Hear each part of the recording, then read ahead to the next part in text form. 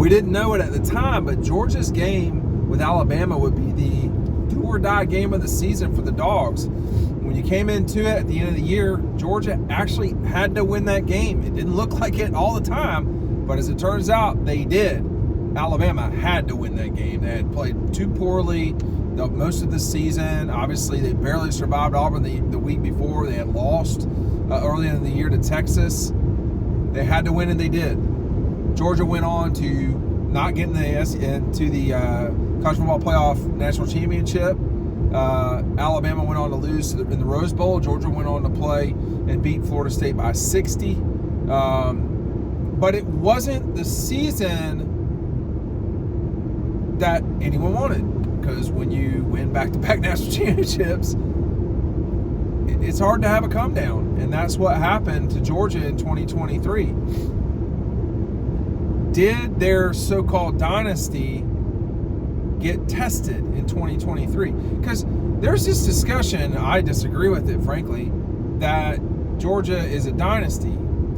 They're not a dynasty. You got to win 3, okay? We may look back and say, this was a test, and this led to something else, or this was the beginning of the end, if you want to call it that. But it seems hard like that. That's hard to believe. But you never know when something, let me just say this, you never know when something's going to end, okay? I guarantee you, as they were walking off the turf at the Superdome, Clemson thought they had at least another national championship in them. Probably with Trevor Lawrence, but if not with him, with DJ Uiagalelei. You know, and then not with him, with the current quarterback, whose name I always get wrong. They were certain of it. When Alabama, when they beat Georgia in the 2021 SEC championship game, I'm sure they thought, man, Nick Saban's got a national championship or 2 left in him. He didn't. He went on to lose to Georgia by 15, and then he went on after that to lose to too many people in 2022, and then to lose to Michigan in the Rose Bowl in overtime, and his career's over. You never know when it's going to end. Was that the end for Georgia? I mean, it could be. Let's be honest. I mean, when you take a look at where Georgia's at, they are certainly one of the top, probably the top program right now, but they're certainly a top 5 program. But the problem is, college football's changed. You no longer have to win 2 games to win the national championship. Now you got to win 3, right? And we don't know how that's going to work. Do you have to go on the road? Or are you hosting someone just before Christmas, and then you go on the road for the playoff? And it's going to be a mess, and it's going to take some getting used to. But I think when you look back at 23, there's a couple things that you can learn. It's an extremely resilient program, and that's really not changed for a while. I mean, when I think back to, you got to think about, in 17, there was so much pressure on Jacob Eason to, be the chosen one. And then what happened? Gets hurt in game 1. Georgia goes on to win a lot of games. Appalachian State, Mississippi State, Notre Dame, Mississippi State. Those were big, ranked games, big tests for the Dogs.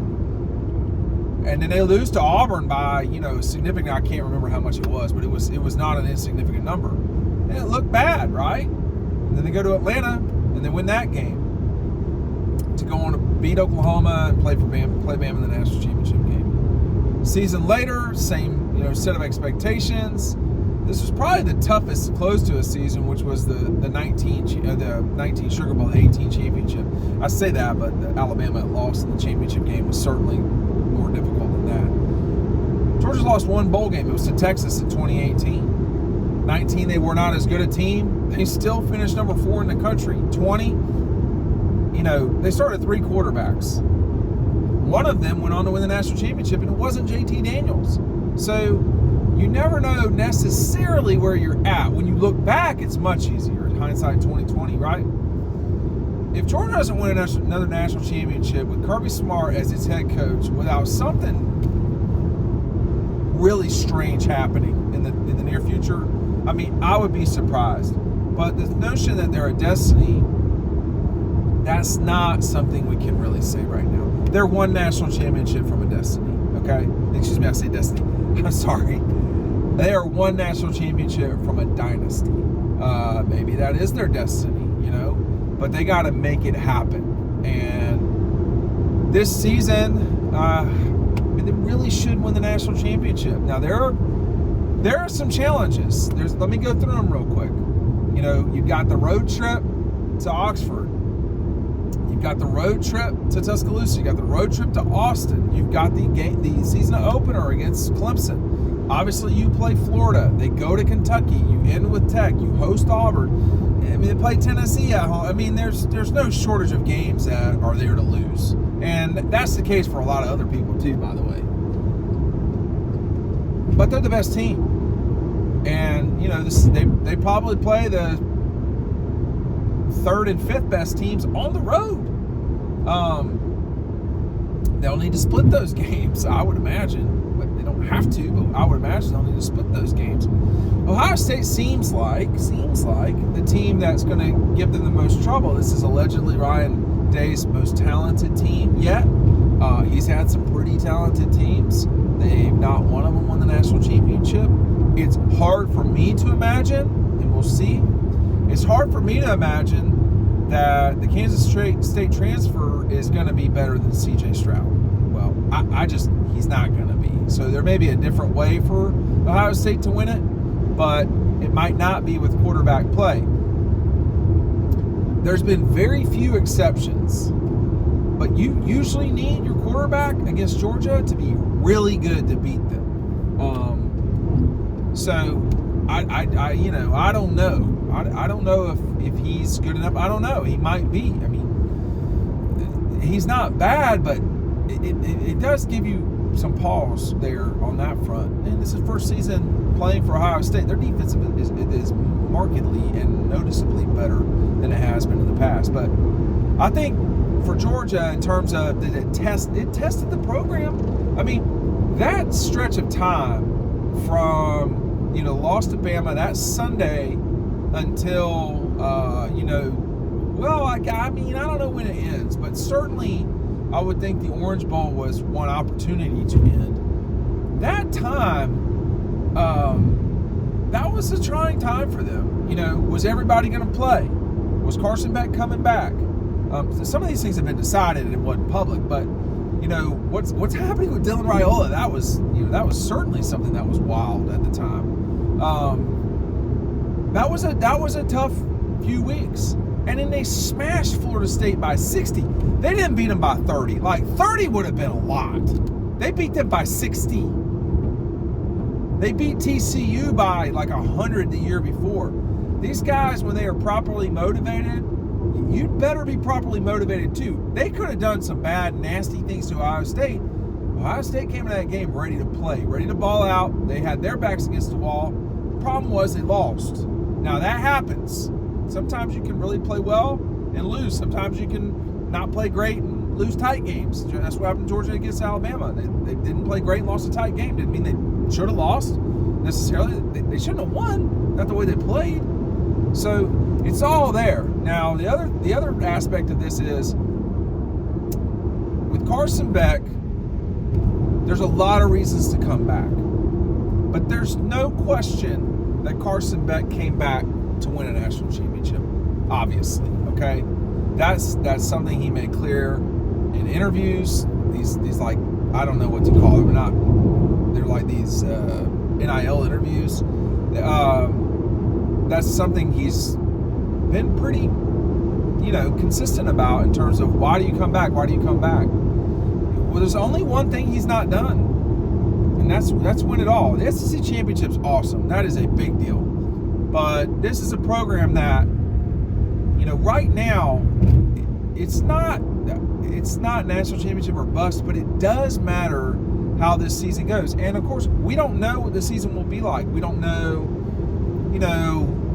they could have injury problems. They had injury problems this past year. Now, did that cost them? It didn't help. It didn't help. If Alabama can do the crying game, why can't Georgia about injured players during big games?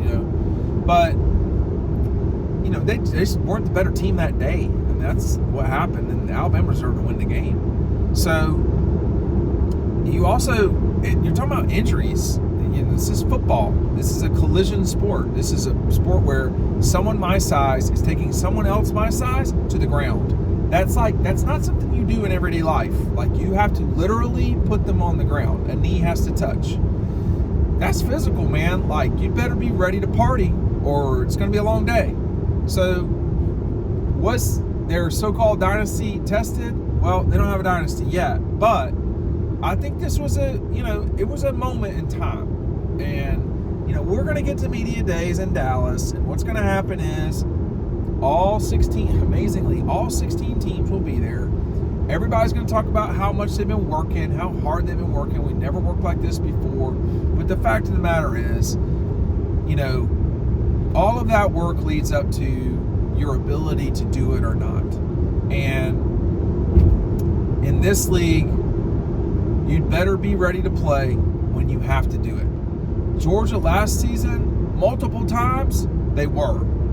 And, the hard part about the SEC is you got to do it multiple times. You can't just do it once. This is not the ACC. This is not the Pac-12. You've got to consistently do it. And about once a month, you're going to really get challenged. And I think they just lost the wrong game. If they lose to Auburn and they go and beat Alabama, they probably win the national championship. I mean, if they're in that tournament, they probably win the national championship. Do they certainly? No. When you look at their national championships, they beat Alabama by 15, but that happened in the last couple minutes of the game. Last couple might be a little bit generous. But when, you look at the national championship in 22, I mean, they had to come down to it hard against Ohio State. So you're always going to get tested because there's always these super teams. We're seeing more and more super teams in college football. Ohio State's definitely got a super team right now. Georgia does too, though. And it would be massive to see those two teams play one another. My suspicion is we will. The question is, will it be for the national championship or not? Thanks for watching.